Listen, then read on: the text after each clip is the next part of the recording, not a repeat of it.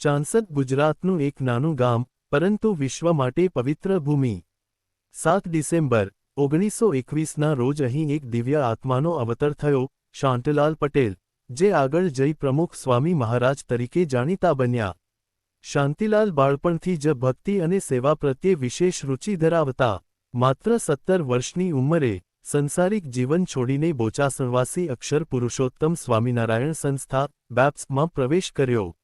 વર્ષ 1950માં માત્ર 28 વર્ષની વયે શાસ્ત્રીજી મહારાજે તેમને ના પ્રમુખ તરીકે નિયુક્ત કર્યા। સંસ્થાના વિકાસ માટે તેમણે અવિરત પરિશ્રમ કર્યો। તેમના નેતૃત્વ હેઠળ 1100મી વધુ મંદિરોનું નિર્માણ થયું, જેમાં ગાંધીનગર અને દિલ્હીના ભવ્ય અક્ષરધામ મંદિરો વિશેષ પ્રેરણાદાયી છે। તેમણે વિશ્વભરમાં યાત્રા કરી શાંતિ અને સત્સંગના સંદેશને પ્રસરિત કર્યો। જાનવરના સુખમાં આપણું સુખ છે, આ સૂત્ર માત્ર શબ્દો નથી, પરંતુ તેમના સમગ્ર જીવનની સાકારતા છે। ચાંસદનું રામજી મંદિર પ્રમુખ સ્વામી મહારાજના બાળસંસ્કારનું પવિત્ર ધામ। ચાંસદ ગામ, જ્યાં પ્રમુખ સ્વામી મહારાજનો પ્રાગટ્ય થયું, ત્યાં આવેલું રામજી મંદિર ભક્તિ અને સત્સંગનું પવિત્ર કેન્દ્ર છે। અમનું ઘર, જ્યાં તેઓ અવતર્યા, ત્યાંથી થોડે દૂર આવેલું આ મંદિર તેમના બાળપણના સત્સંગ અને ભક્તિના સંસ્કારોનું પ્રતીક છે। રામજી મંદિર, જ્યાં સંતનું બાળપણ ભક્તિમાં વીત્યું। બાળપણમાં શાંતિલાલ પ્રમુખ સ્વામી મહારાજ રોજ રામજી મંદિરે દર્શન કરવા જતા, ભગવાન રામચંદ્રજીની પૂજા અને પ્રાર્થના કરતા, સત્સંગમાં જોડાતા અને ભક્તિભાવથી સેવા કરતા।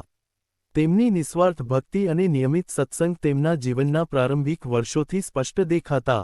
સ્વામી સ્મૃતિ મંદિર ચાંસદ, પ્રમુખ સ્વામી સ્મૃતિ મંદિર ભક્તિ અને ભવ્યતાનું અદ્વિતીય સ્થાન, જ્યાં સત્ય, સ્નેહ અને સત્સંગની સુગંધ સદાય વિહાર કરે છે।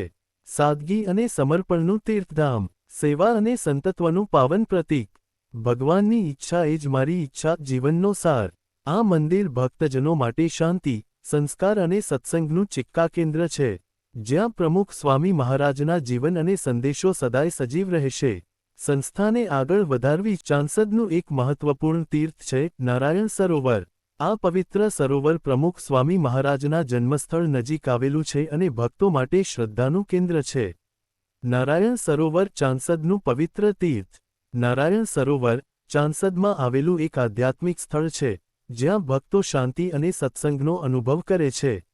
આ તીર્થસ્થાન પ્રમુખ સ્વામી મહારાજના સંસ્કારો અને દિવ્ય ચેતનાથી પાવન બન્યું છે। ભક્તો માટે નારાયણ સરોવર એક આધ્યાત્મિક સંયમ અને શાંતિનું પ્રતીક છે।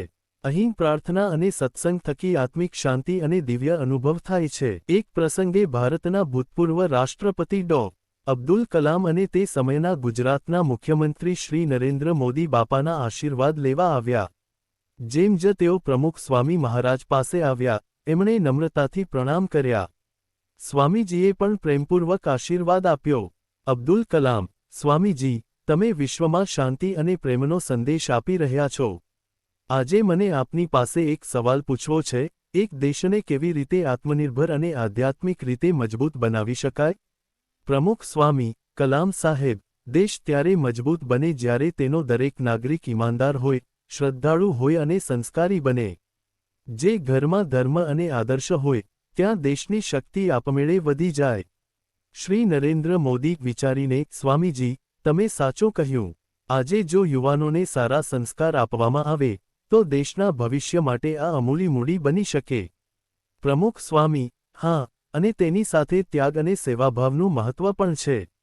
જ્યાં સુધી આપણે દેશસેવા અને માણસાઈ માટે જીવશું, ત્યાં સુધી દેશ આગળ વધતો રહેશે। આજે પણ આપણે જો સત્સંગ, શિષ્ટા અને નિયમોને જીવનમાં અપનાવીએ, તો શાંતિ અને સુખનું જીવન મેળવી શકીશ। આ સંવાદ સાંભળીને કલામ સાહેબ ખૂબ ભાવુક થયા અને કહ્યું: સ્વામીજી, હું હંમેશા વૈજ્ઞાનિક તરીકે વિચારતો હતો, પણ આજે તમારી વાત સાંભળીને સમજાયું કે ધર્મ અને આધ્યાત્મિકતા વિજ્ઞાનને વધુ ઊંડા અર્થ